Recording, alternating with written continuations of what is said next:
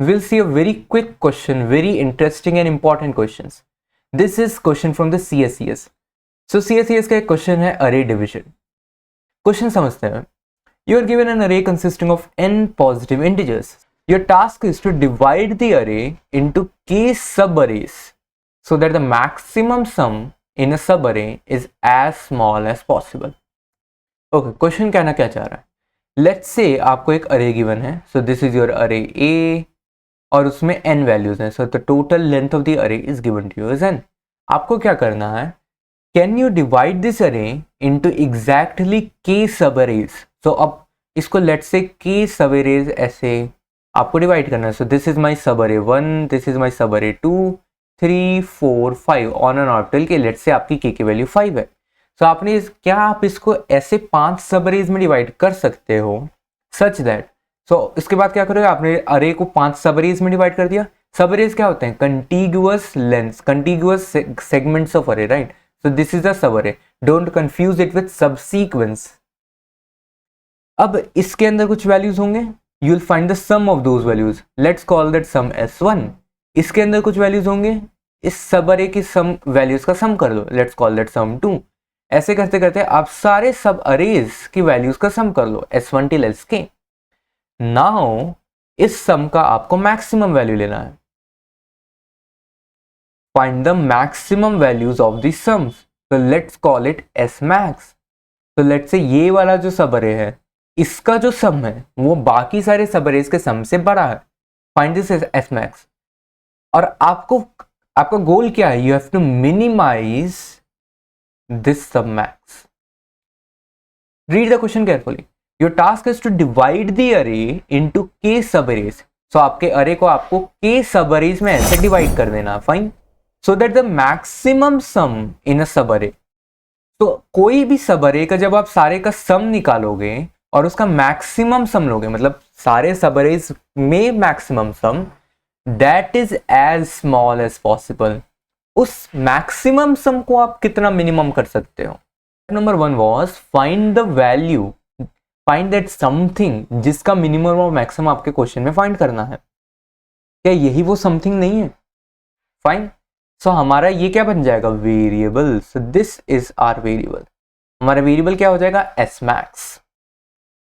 सो S max की value को मुझे मिनिमाइज करना है. What is S max? X max is subarrays. Subarrays के सबअरेज निकालो, उनका सम निकालो, उनका maximum is your S max. S max is now my variable. Fine. So एक जल्दी से एग्जांपल देख लेते हैं. सो इनपुट में हमें गिवन रहेगा कि n k गिवन रहेंगे और हमारी अरे गिवन रहेगी और हमें एक इंटीजर प्रिंट करना है which is the maximum sum in a subarray in the optimal division which is saying the minimum value of this S max. और आपको रेंजेस गिवन है, एक्स साइज की वैल्यू गिवन है, केज एंड n की value आपको गिवन है. Fine. ध्यान देना.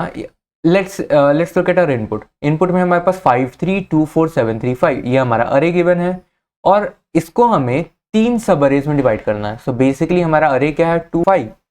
अब इस पूरे अरे को मेरे को 3 सब अरेज में डिवाइड करना है. मीन्स मुझे 2 कट्स डालने हैं.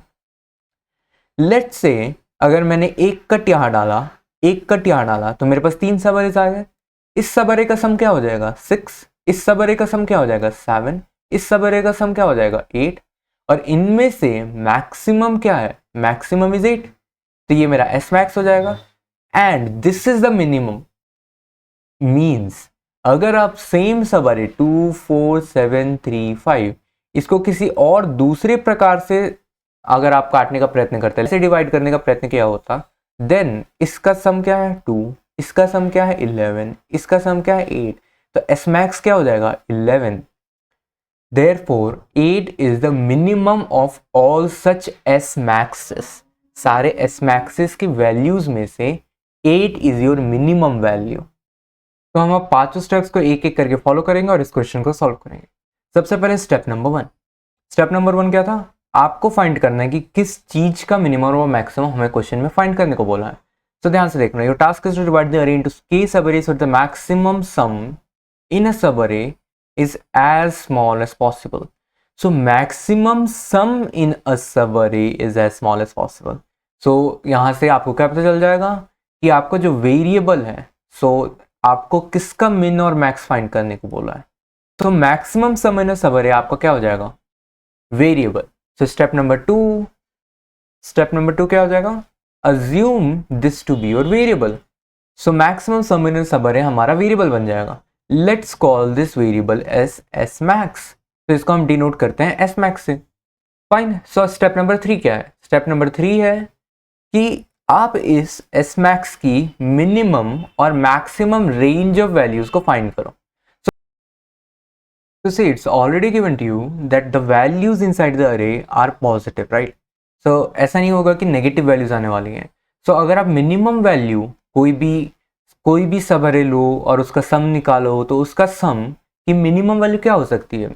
अगर एटलीस्ट अगर वो 5 नहीं है तो 1 ही होनी चाहिए।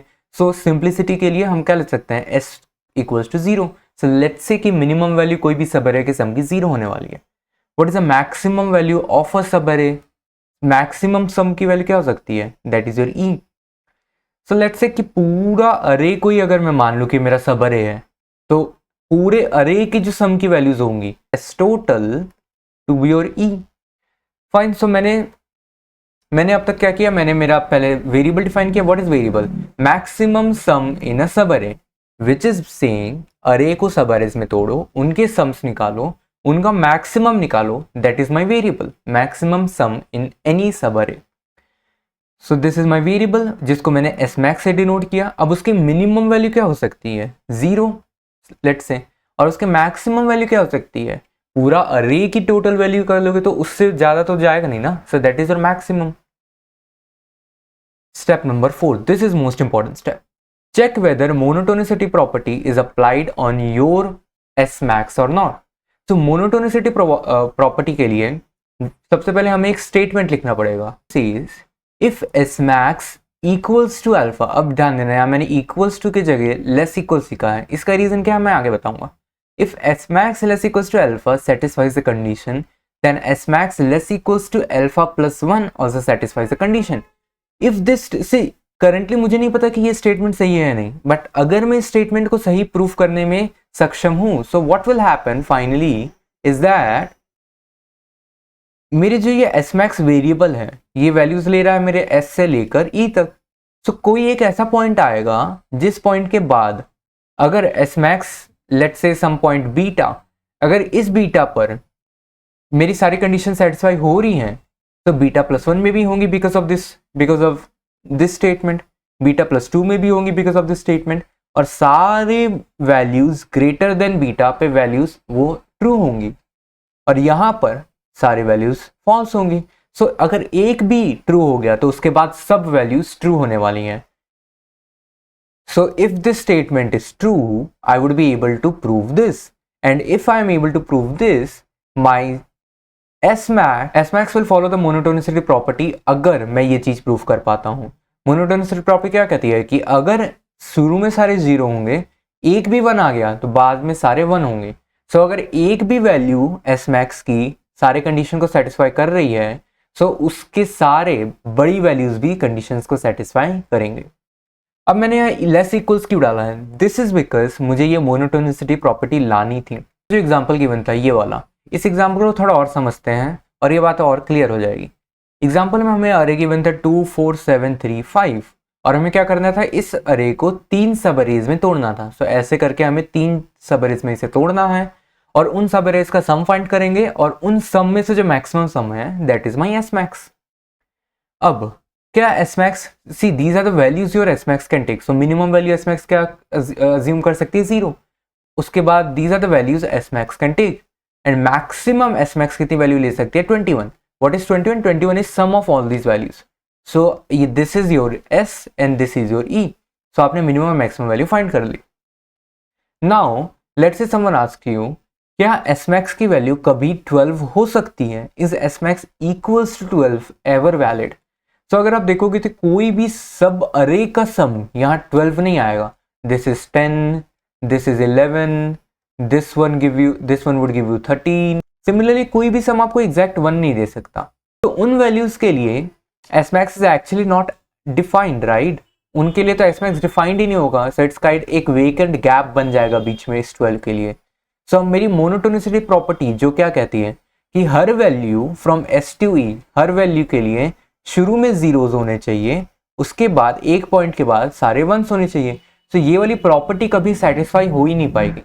बट सी द मैजिक, जब मैं मेरी प्रॉपर्टी को थोड़ा सा चेंज कर देता हूं और कहता हूं कि क्या s max less equals 12 valid है, s max equals to sum 1 2 3 4 5 6 7, this is s max equals to 1, वो इनवैलिड है, s max equals to 2, s max equals to 3, so on and so forth. अब मैं इसी में ये वाली प्रॉपर्टी लगाता हूं, s max less equals to something. So क्या s max, this is my S max की values. Now if I saying less equals S max, तो क्या लेस इक्वल्स 1 वैलिड है? नहीं। क्या लेस इक्वल्स 2 वैलिड है? लेस इक्वल्स टू 2 वैल्यूज हैं, क्या दोनों में से कोई भी वैलिड है? नहीं वैलिड है, तो दिस वुड बी 0। क्या लेस इक्वल्स 3 कोई भी वैल्यू वैलिड है? नहीं है। क्या लेस इक्वल्स 4 कोई भी वैल्यू वैलिड है? यस। क्या लेस इक्वल्स 5 में कोई भी ऐसी वैल्यू है जो वैलिड है? यस। दो ऐसी वैल्यूज हैं जो वैलिड है, तो ये भी 1 हो जाएगा।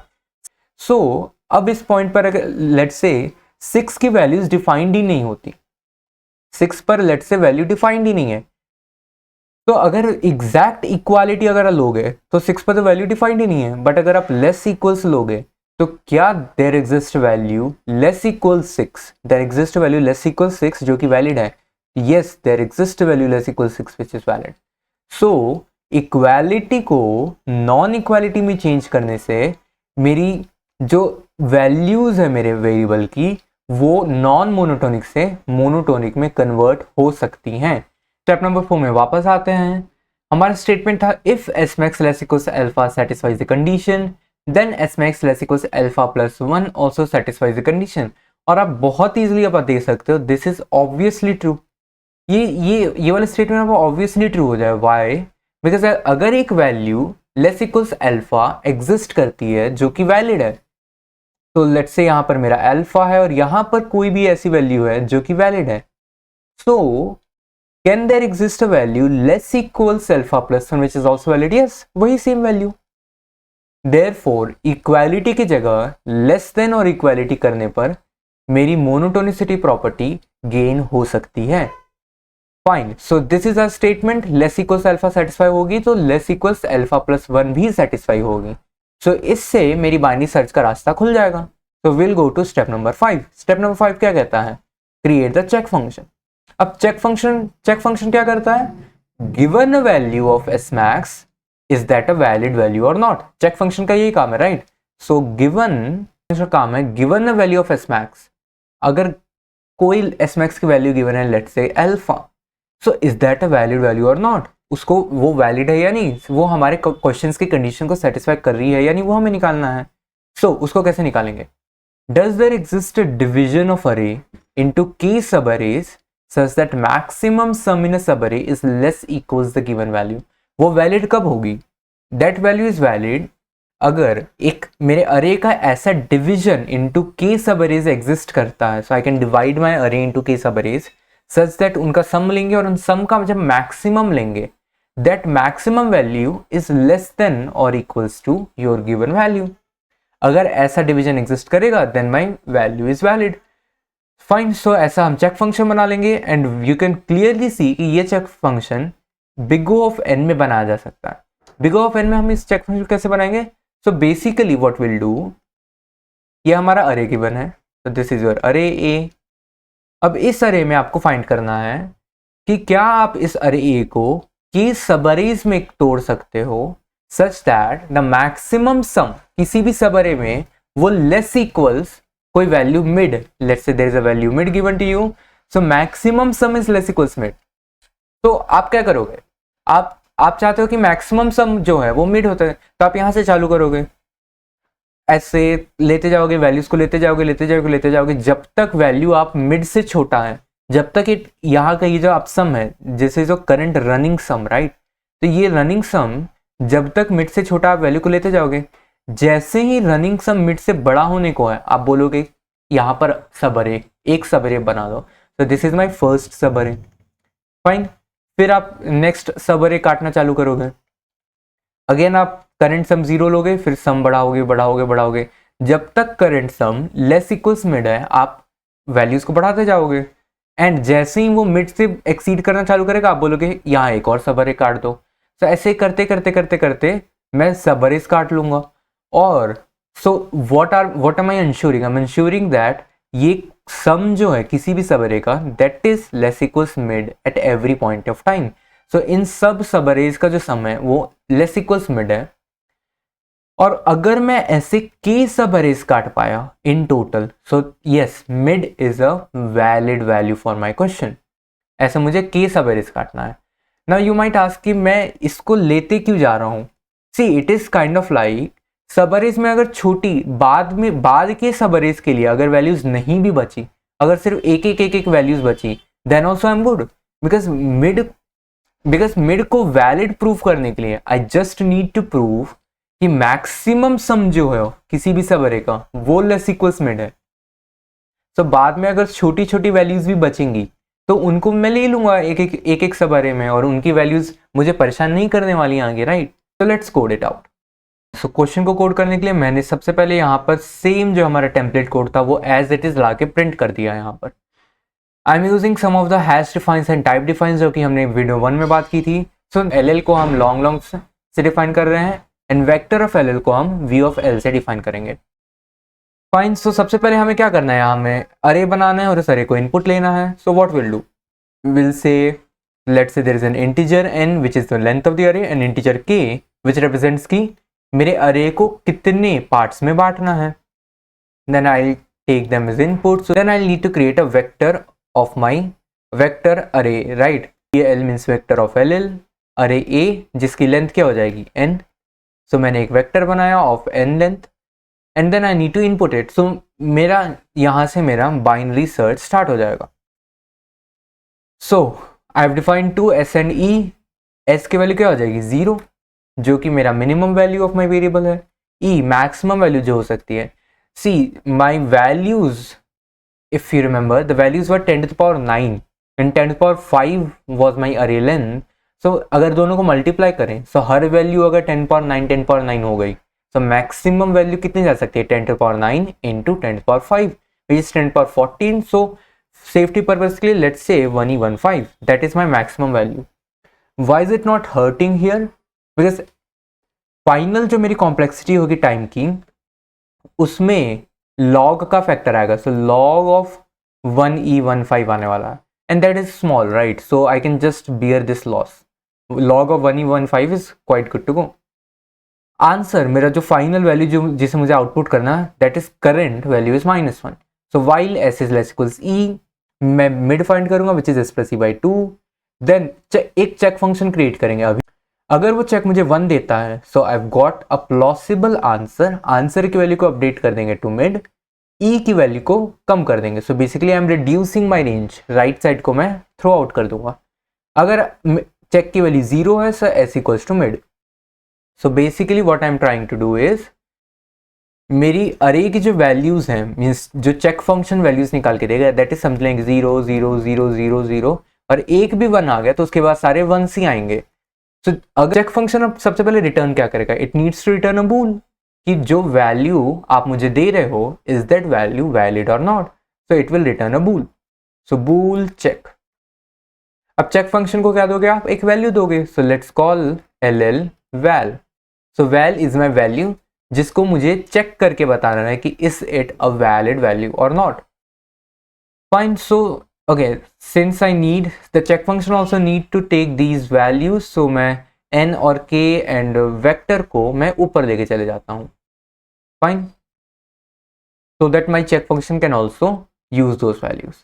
अब check function बनाने के लिए मुझे क्या करना है, अब यहाँ अंदर so given val can I divide my array entire array into k subarrays such that the maximum sum among all the subarrays, सारे सब अरेज का सम का maximum that value is less equals my val and if it is true, अगर मैं ऐसा कर पाता हूं so I return 1 otherwise I return 0।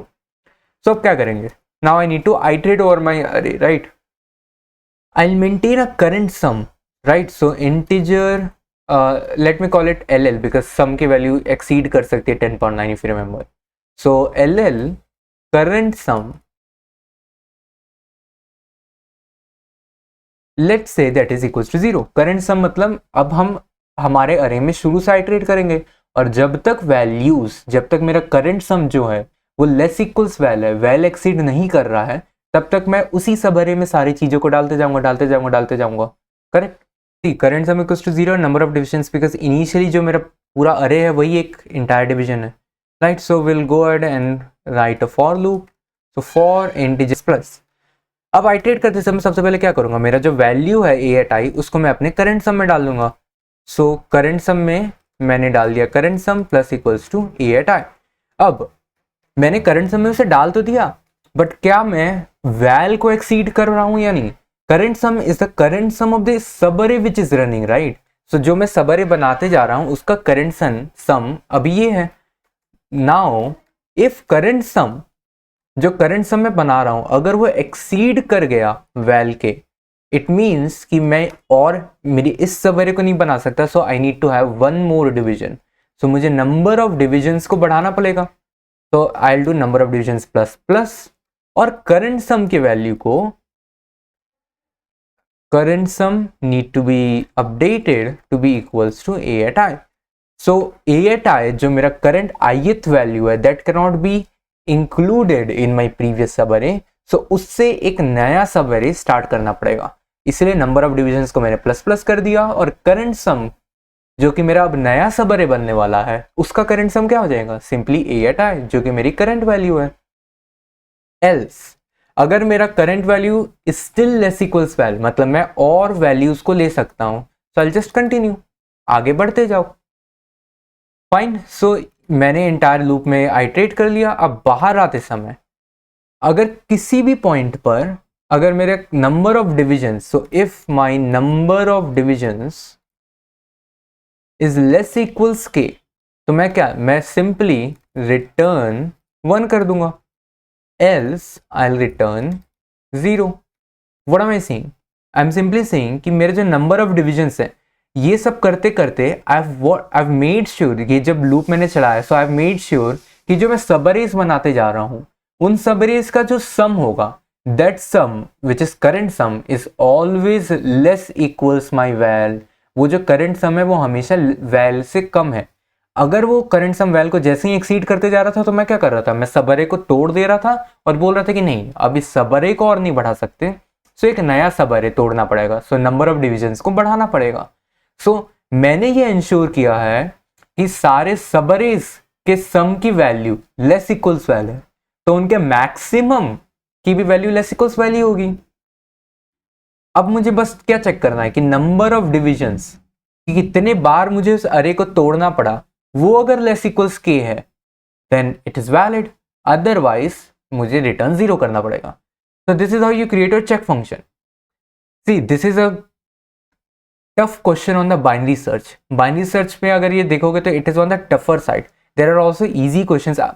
मैं चाहता तो सिंपली एक छोटा सा easy question binary search pick कर लेता है एंड 5 मिनट में से सॉल्व कर देते, बट उससे आपको रियल फील नहीं आएगी binary search की, right. So only once you have done this kind of question, CSS का एक हार्डर साइड में ये क्वेश्चन आता है, then you will be able to understand कि binary search असल में कैसे लगाया जाता है।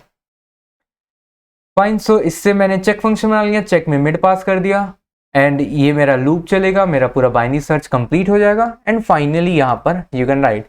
सो आपको एक चेक डालना पड़ेगा, तो आपको क्या प्रिंट करना था, the minimum value of the maximum some, so you could just return 0, otherwise you will just see out, sorry यहाँ पर आप सी आउट 0 कर सकते थे, otherwise you will just see out the answer. Fine, so this is how you solve this tricky question of binary search. This was a really good question on binary search. अगर आप इसे खुद से solve कर पा रहे हो, so it's very good. With this, we'll move ahead with complete search.